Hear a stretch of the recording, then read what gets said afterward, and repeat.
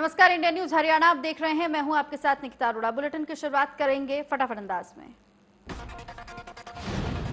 किसानों और सरकार के बीच पांचवें दौर की बातचीत आज। केंद्र के कृषि कानूनों के खिलाफ किसान दिल्ली बॉर्डर पर 10वें दिन भी जमे हुए हैं। केंद्र कृषि कानून बैठक से पहले ये कहा है कि उम्मीद है कि किसान सकारात्मक सोचेंगे।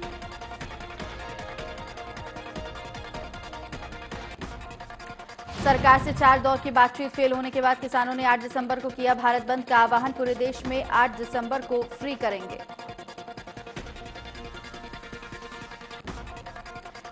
किसानों से बातचीत से पहले गृह मंत्री अमित शाह प्रधानमंत्री नरेंद्र मोदी से मिलने पहुंचे। बैठक में रक्षा मंत्री राजनाथ सिंह, कृषि मंत्री नरेंद्र सिंह तोमर और केंद्रीय मंत्री पीयूष गोयल भी मौजूद रहे। स्वास्थ्य मंत्री अनिल विज को कोरोना हो गया है, जिसकी पुष्टि उन्होंने ट्वीट कर दी है। उन्होंने लिखा कि मुझे कोरोना हो गया है। अंबाला कैंट के सिविल अस्पताल में वो भर्ती हैं। विज ने अपील की है कि जो मेरे संपर्क में आए हैं वो लोग अपना टेस्ट कराएं। कोवैक्सीन के तीसरे ट्रायल के दौरान 20 नवंबर को अनिल विज को कोरोना वैक्सीन के टीके लगाए गए थे। वैक्सीन के पहले और दूसरे चरण का परीक्षण विश्लेषण सफल रहा था, जिसके बाद तीसरे चरण का ट्रायल किया गया था। तो वहीं मुख्यमंत्री मनोहर लाल ने ट्वीट कर अनिल विज के जल्द स्वस्थ होने की कामना की है। ट्वीट कर उन्होंने लिखा है कि आप अपनी दृढ़ शक्ति से इस बीमारी को जल्द मात देंगे। फरीदाबाद में किसानों का दिल्ली कूच लगातार जारी है। रात्रि विश्राम के बाद गांव झाड़सैतली से दिल्ली बदरपुर बॉर्डर की तरफ किसान रवाना हुए। किसान हाईवे पर पैदल ही दिल्ली की तरफ बढ़ रहे हैं। फरीदाबाद पुलिस भी किसानों के साथ साथ चल रही है। किसानों के दिल्ली कूच के आह्वान के बाद दिल्ली बदरपुर बॉर्डर पर दिल्ली पुलिस की तरफ से बेहद कड़ी चौकसी बरती जा रही है, ताकि किसान किसी भी सूरत में दिल्ली में एंट्री न करा सके। न सिर्फ दिल्ली पुलिस बल्कि बॉर्डर पर सीआरपीएफ की भी तैनाती की गई है। दिल्ली पुलिस की तरफ से बॉर्डर पर बरती जा रही है चौकसी। मकसद किसानों के ट्रैक्टर ट्रॉली को दिल्ली के अंदर जाने से रोकना है। अगर किसान दिल्ली की तरफ कूच करते हैं तो उन्हें दिल्ली पुलिस के बदरपुर बॉर्डर पर लगाए गए कटीले तार, सीमेंट के ब्लॉक और सड़कों पर रखे बड़े बड़े कंटेनर का सामना करना पड़ेगा। राहुल गांधी ने ट्वीट कर मोदी सरकार पर निशाना साधा है। उन्होंने लिखा है कि बिना एमएसपी बिहार का किसान मुसीबत में है। अब प्रधानमंत्री मोदी ने पूरे देश को इसी कुएं में धकेला। राहुल गांधी ने ट्वीट कर लिखा है कि देश के अन्नदाता का साथ देना हमारा कर्तव्य है। किसान आंदोलन पर लगातार राहुल गांधी ट्वीट कर मोदी सरकार को घेरने में लगे हुए हैं। राज्य मंत्री कमलेश ढाडा के विधानसभा क्षेत्र से 2 जनप्रतिनिधि भी इस्तीफा देकर किसानों के हक के लिए खड़े हो गए हैं। कैथल के गांव मटौर से सरपंच और जिला परिषद सदस्य ने अपने पद से इस्तीफा दिया। जिला परिषद सदस्य ने कहा है कि किसान की बेटी है और किसान के घर ही ब्याई है। किसानों के हक के लिए लड़ना उनका फर्ज उन्होंने बताया और साथ ही इसलिए किसानों की लड़ाई के लिए वो अपना पद छोड़ रहे हैं। रोहतक की अखिल भारतीय किसान सभा और जनवादी महिला संगठन ने किसानों के धरने का समर्थन करते हुए प्रधानमंत्री मोदी अडानी का सोनीपत में स्टैंड पर पुतला फूंका।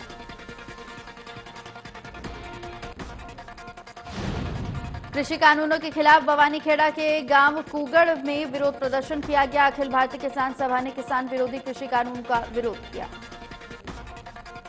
गांव के चंदेरा चौक में प्रधानमंत्री नरेंद्र मोदी, अंबानी, अडानी का पुतला जलाकर सरकार के खिलाफ जमकर नारेबाजी की गई। किसान सभा कार्यकर्ताओं ने सरकार के कृषि कानून वापस लिए जाने की मांग की। तो वहीं भिवानी के सर्व कर्मचारी संघ के बैनर तले कर्मचारी यूनियन और बाकी संगठनों ने कृषि कानूनों को लेकर किसानों के पक्ष में सरकार का पुतला फूंका और नारेबाजी की।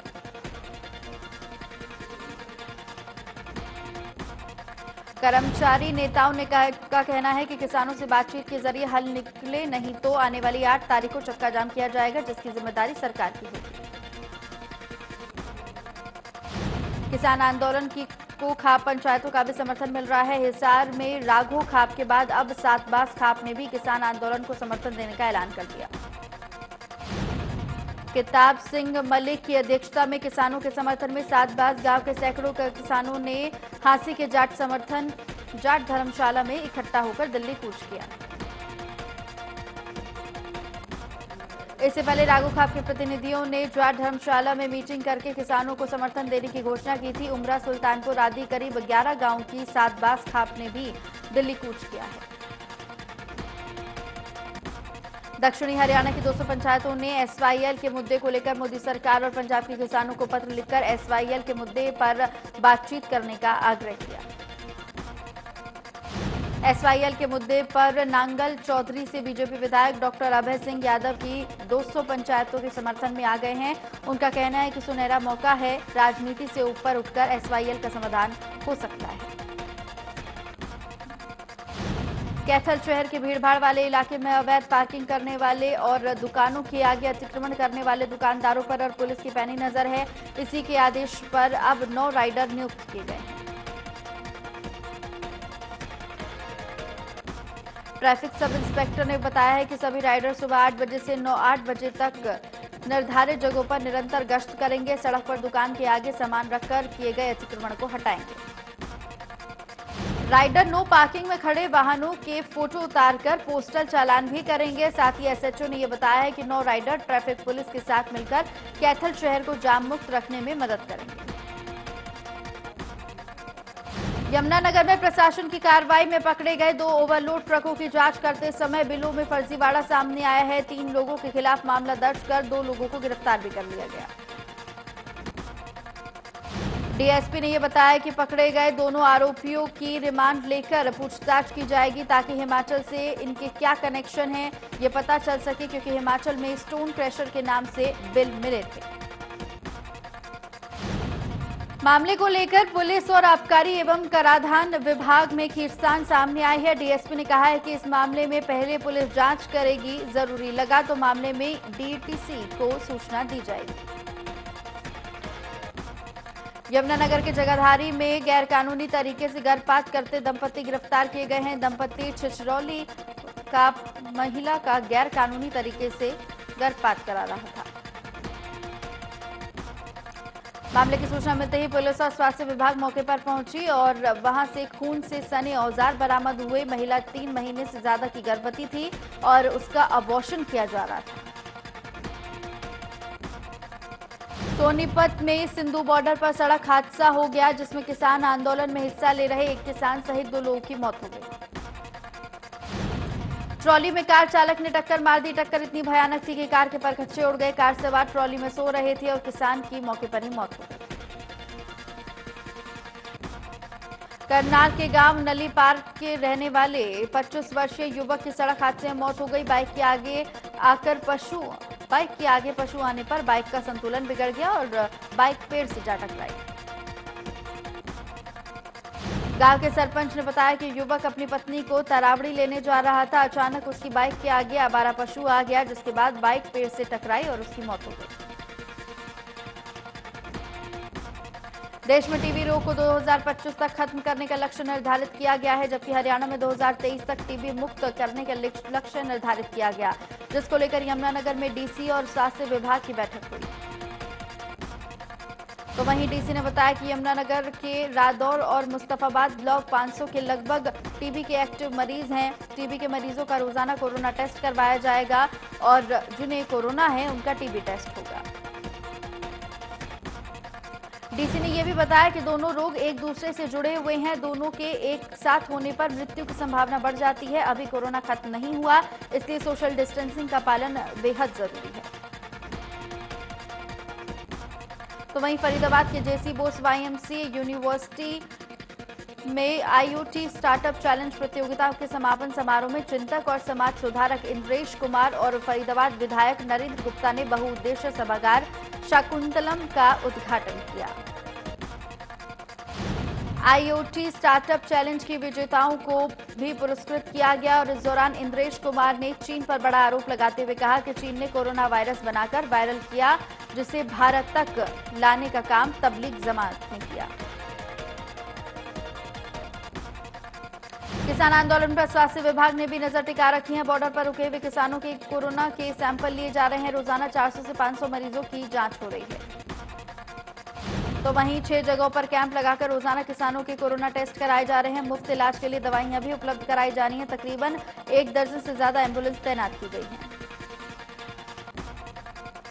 किसानों के समर्थन में अब जेजेपी के कार्यकर्ता भी उतर आए हैं। कृषि कानून अध्यादेश वापसी की मांग को लेकर जेजेपी जिला अध्यक्ष सहित कार्यकर्ताओं ने विरोध प्रदर्शन किया।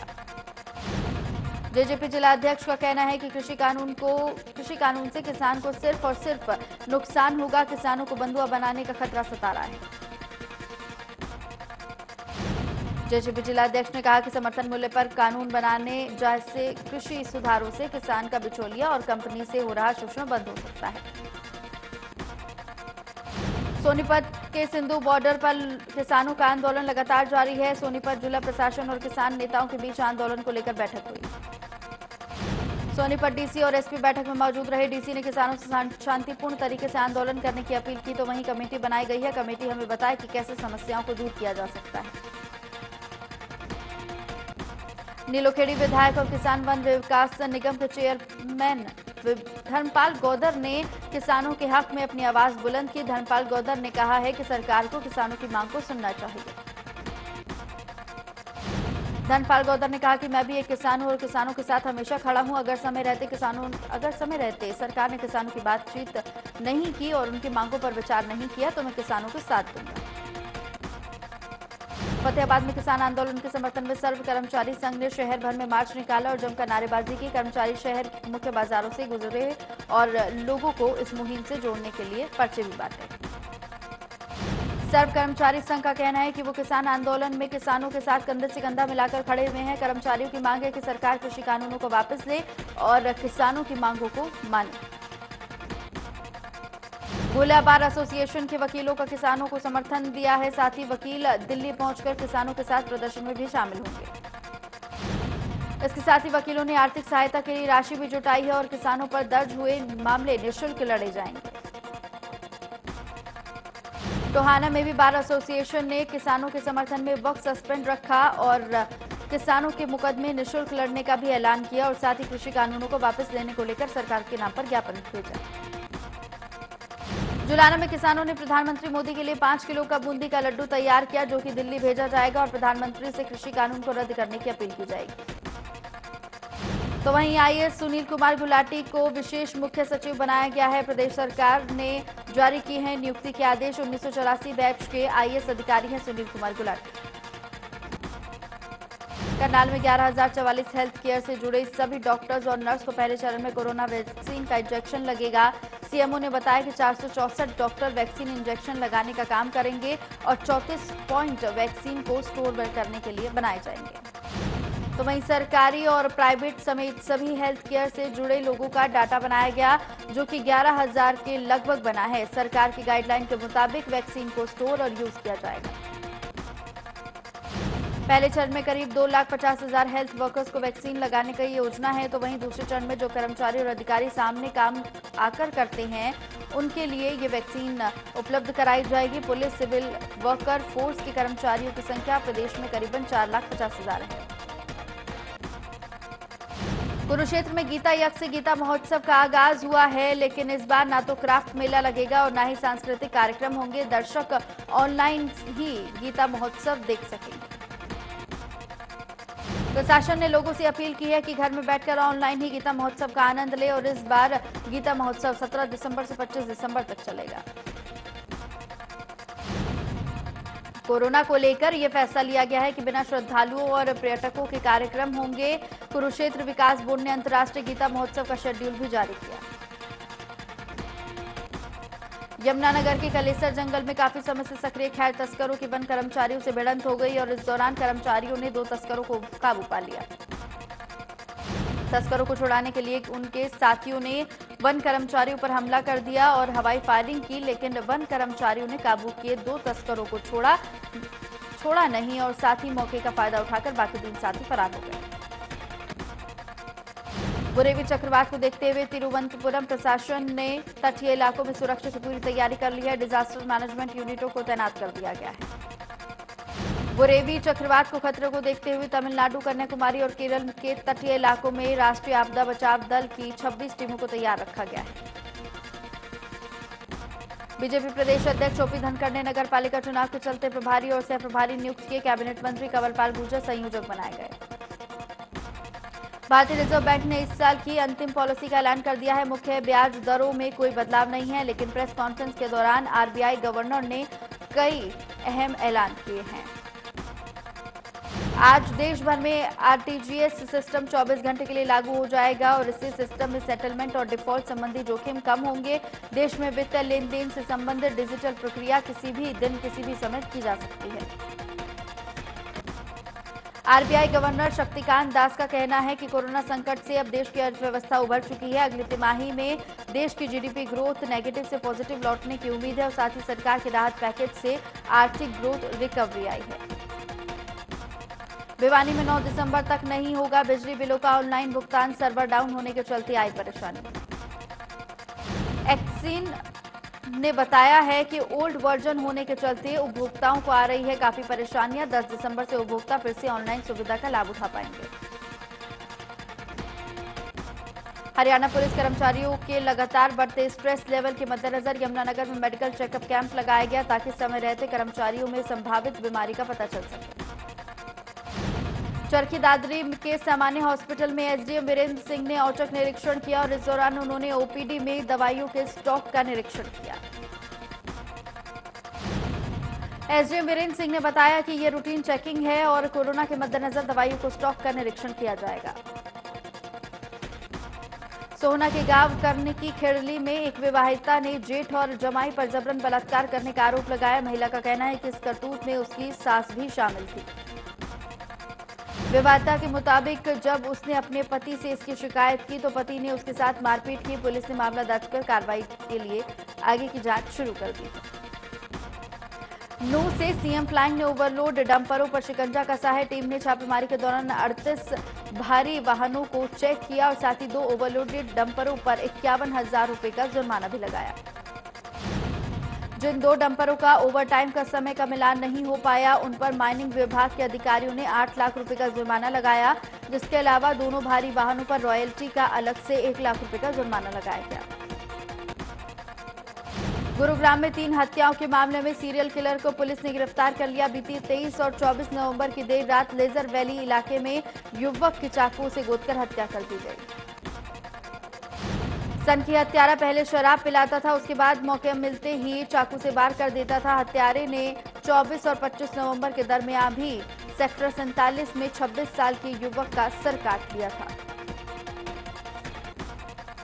हिसार में एक बेरहम बहू ने अपने बुजुर्ग सास को घर से बाहर निकालकर मारपीट की है। वीडियो सोशल मीडिया पर वायरल हो रहा है।